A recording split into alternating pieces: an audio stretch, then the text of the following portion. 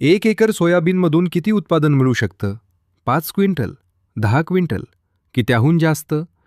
या व्हिडिओच्या शेवटी मी तुम्हाला 1 एकरासाठी सामान्य उत्पादनाची रेंज सांगणार आहे.